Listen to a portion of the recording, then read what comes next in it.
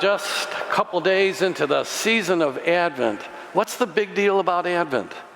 What are we so worked up about? Because we're preparing for Christmas. We're preparing for Christmas, that's right. And our scriptures during the season of Advent tell us the story of who Jesus was and who he came from and what he did. And I thought Faith did such a terrific job on that first reading. It's one of my favorites from the prophet Isaiah. And in this reading, we hear about where Jesus came from. Now, what is a family tree? Does anybody know when someone says, oh, my family tree, what are they talking about? You got it, a collection of your ancestors. And people these days are very interested in where did I come from, you know? Like, there's your parents, and then their parents. Now, what do we call their parents? What is that term?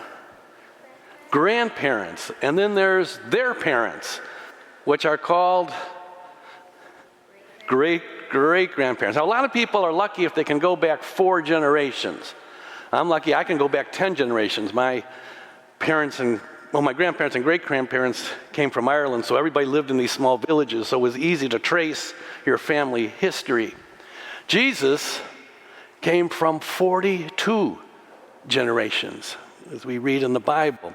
And today we hear Isaiah talk about the stump of Jesse. He meant the tree of Jesse. And Jesus' family tree was called Jesse's tree because Jesus could trace his genealogy, his heritage, his ancestors all the way back to Jesse. Jesse was the father of King David. And the prophets all said that the Son of Man, the new Messiah, would be someone from the family of Jesse, from the family of King David. Sometimes you'll hear in the Bible, Jesus is referred to as the Son of David, which means he was a descendant of David. And during these Advent days, we'll hear the story of the part that many of these people played in preparing the world for the coming of the Messiah.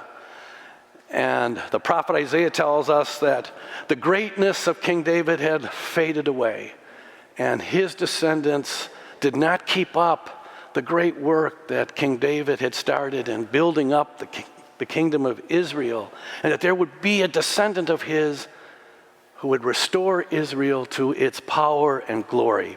Of course, he means by that Jesus himself.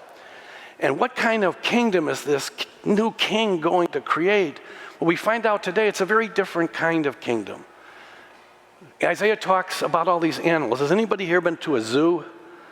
Anybody been to a zoo? Now, what kind of animals do you typically find in a zoo?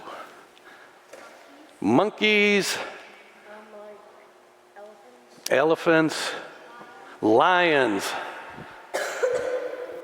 yes, orangutans. Now, how many of you have a cat at home?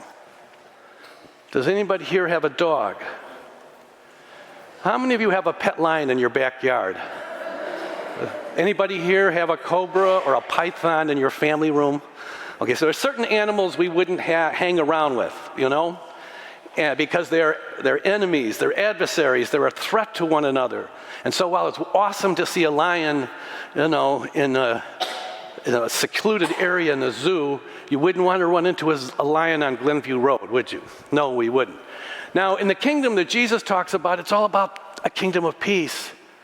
And he's saying, can you imagine a place where a lion could sit down with a little baby, or a lion and a bear could play together, or you could hold a python in your arms and there'd be no fear of any kind of threat because nature would be in harmony. And that's the kind of vision that Jesus has for the world that he wants us to help create, a place of harmony and peace. And we know it's a tough time these days, a terrible time of wars, where all sorts of innocent people are being killed and people live in the fear of being attacked or killed. That's not the kind of kingdom that Jesus wanted us to be a part of. He wanted to be in a place where we all got along. We all respected each other. We all looked out for one another. And while there's probably not a whole lot that we can do this morning about the war in Israel or Gaza, We might think about, how could I be a person of peace in my world? You know, priests are very blessed. We've been celebrating the sacrament of reconciliation with all of you in the coming days. And one of the things I often hear is, I just can't get along with my brother or sister, you know? Or there's someone in my class I always seem to be fighting with. How can I be more in the spirit of Jesus' vision of getting along, of working things out, of looking out for one another, of trying to help build up rather than tear down? It's as challenging a thing to think about as it was 2,000 years ago when people were reading about the prophet Isaiah, and he's talking about this place of peace and harmony. So as we begin this Advent season, we start out with a bang. We hear about Jesus and his family history going back to Jesse. We hear about this kingdom of peace that he wants us to help create. And that's why during Advent we pray. We pray with joy as we anticipate once again the birth of our Lord. Thank you for participating in this production of our virtual Mass. Your presence means so much. Every day, so many parishioners connect to OLPH through the digital ministry. The digital ministry is one of almost 80 ministries supported by the parish. That's why your support of the parish is crucial, so we can continue to have the resources to fund all of our ministries that touch the lives of many. Thank you for watching, continue to watch, and thanks again for your support.